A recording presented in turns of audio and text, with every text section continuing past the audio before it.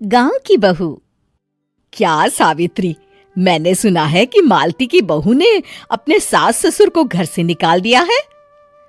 अब क्या कहूं, आजकल की बहुओं का कोई भरोसा नहीं है, कब क्या कर दें।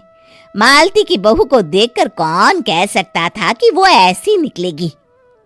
तू सही कहती है, आजकल की बहुओं को देख मुझे तो बड़ा डर लगता है।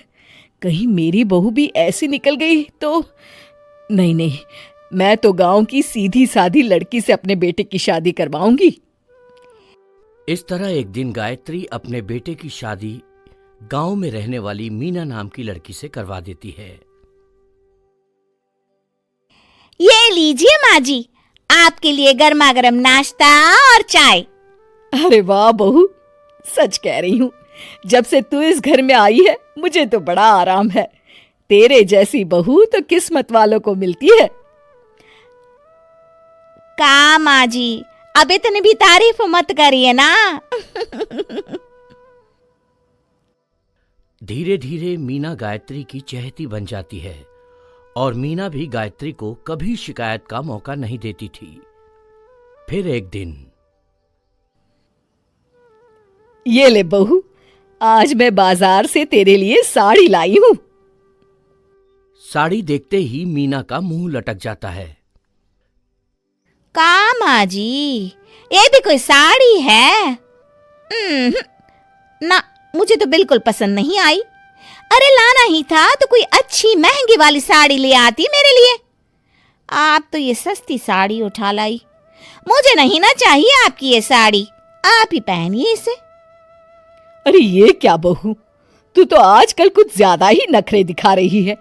मैं इतने प्यार से तेरे लिए साड़ी लेकर आई हूँ और तू है कि उल्टा मुझे ही दो बातें सुना रही है।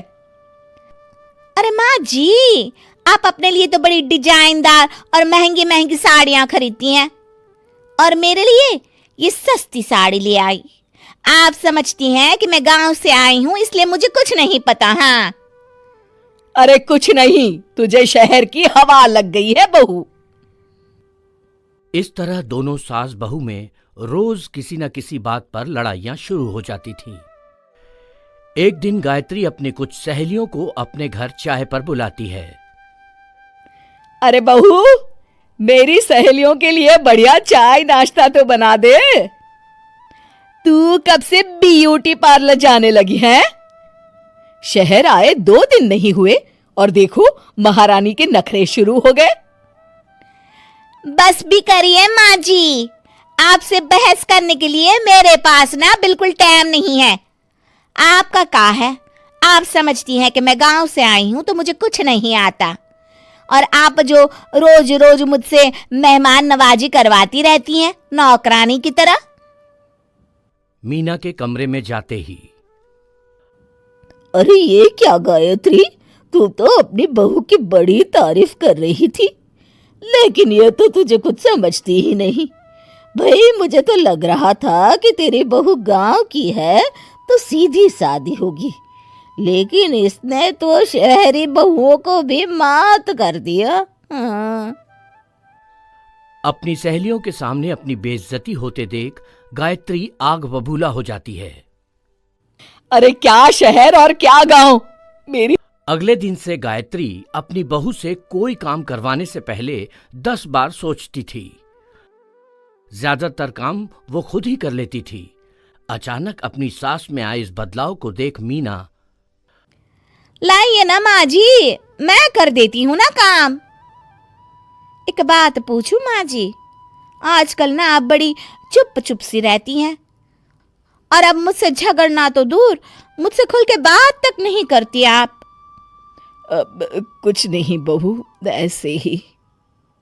मीना अपनी सास की मंशा भांप जाती है और मुस्कुराते हुए कहती है, अरे माँ जी, चिंता मत करिए, मैं आपको घर से नहीं ना निकालने वाली। ये डर आप अपने मन से निकाल दीजिए। अरे छोटे मोटे झगड़े तो हर घर में होते रहते हैं, चाहे कुछ भी हो जाए, आप मेरी सासू माँ हो। मैं तो जिंदगी भर आपकी सेवा करूंगी माँ जी। अपनी बहू की बातें सुन गायत्री को एक प्रकार का संतोष होता है और उसकी सारी चिंताएं दूर हो जाती है। गायत्री अपनी बहू को गले लगा लेती है। मुझे माफ कर दे बहू, मैं तुझे गलत समझ बैठी थी। कोई बात नहीं माँ जी, ये ना घर घर की कहानी है। हाँ।